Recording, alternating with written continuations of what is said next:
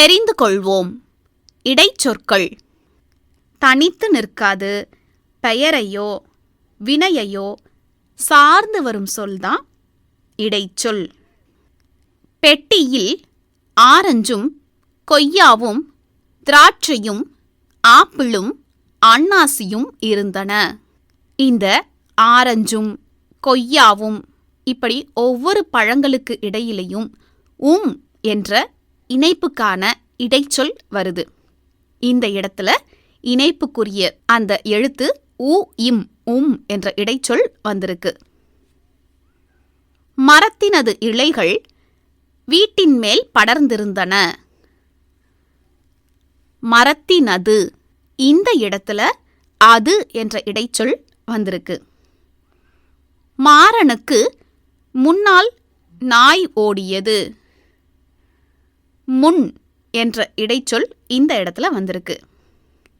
கதவிற்கு பின்னால் பூனை இருந்தது. இந்த இடத்துல பின் என்ற இடைச்சொல் வருது. குரங்கு மரத்தின் கண் தாவியது.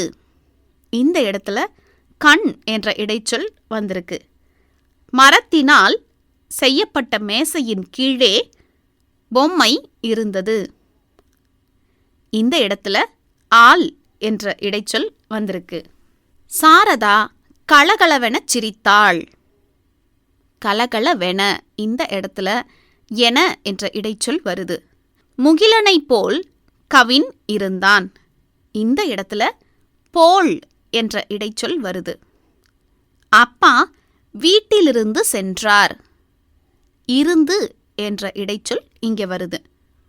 ஆசிரியர் நன்கு புரியுமாறு பாடத்தை விளக்கி கூறினார். புரியுமாறு இந்த இடத்துல ஆறு என்ற இடைச்சொல் வருது. அண்ணனுடன் நான் விறுவிறுவென்று நடந்தேன். இந்த இடத்துல விறுவிறுவென்று இந்த என்று என்ற இடைச்சொல் வருது. உழவர் வயலுக்கு நீர் பாய்ச்சினார். இந்த இடத்துல வயலுக்கு கூ என்ற இடைச்சொல் வருது. இப்போ இடைச்சொல்லுக்கான எடுத்துக்காட்டுகளை பார்த்துட்டோம். இந்த எடுத்துக்காட்டுகள்ல இருந்து நாம என்ன புரிஞ்சுக்கிறோம்? அதாவது தனித்து நிற்காது, பெயரையோ வினையையோ சார்ந்து வரும் சொல் தான் இடைச்சொல். இப்போ எடுத்துக்காட்டுகளை நாம மீண்டும் கவனிச்சு பார்த்தோம்னா எதெல்லாம் இடைச்சொல்னு புரியும்.